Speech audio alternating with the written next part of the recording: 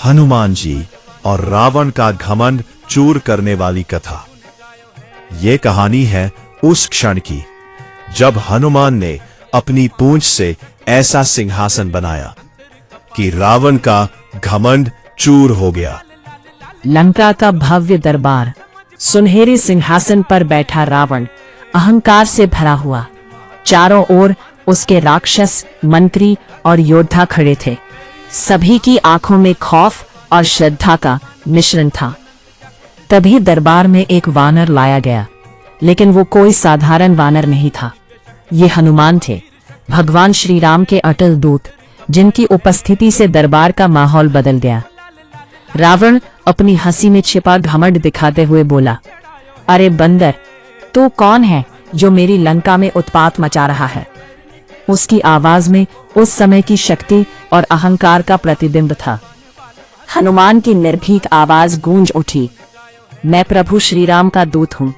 सीता माता को सम्मान पूर्वक लौटा दो, वरना तुम्हारा अंत निश्चित है। पूरा दरबार सन्न रह गया। एक वानर राजा को इस तरह चुनौती दे रहा था। रावण ने थोड़ी झिझक के बाद कहा, नीचे खड़ा रह, तो इस योग्य नहीं कि मेरे सामने बैठ सके। इस बात ने हनुमान का हौसला और बढ़ा दिया। उसने मुस्कुराते हुए अपनी पूंछ को लपेटना शुरू किया। उसकी पूंछ बढ़ने लगी, ऊंची होने लगी और दरबार के सभी लोग हैरान रह गए। रावण, जो खुद को सबसे बड़ा समझता था, अब एक छोटे से वानर के सामने खड़ा था। हनुमान ने अपनी पूंछ को आसन बना दिया। जो खुद को सबसे बड़ा समझता है, उससे भी कोई बड़ा हो सकता है, ये कहकर उसने रावण के अहंकार को चूर कर दिया। हनुमान ने यह साबित किया कि वो सिर्फ एक वानर नहीं, बल्कि प्रभु का प्रतिनिधि है। उसकी शक्ति, उसके धैर्य और उसकी भक्ति ने रावण जैसे शक्तिशाली राजा के सामने अपने आप को स्थापित कर लिया। रावण, जो अब अपमान से जल रहा था, चिढ़कर आदेश दिया, इसकी पूंछ में आग लगा दो। राक्षसों ने हनुमान की पूंछ में आग लगा दी, लेकिन उन्हें नहीं पता था कि यही आग उनके विनाश का कारण बनेगी।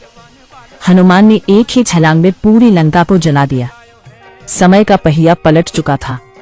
जो राजा था अब नीचे था और जो दूत था वह ऊंचाई पर। रावण का घमंड चकनाचूर हो गया।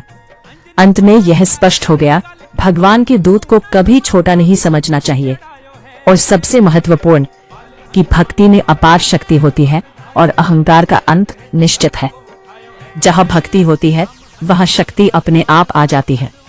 यही संदेश था जो हनुमान ने अपनी वीरता और भक्ति से फैलाया। जय श्री राम, जय हनुमान।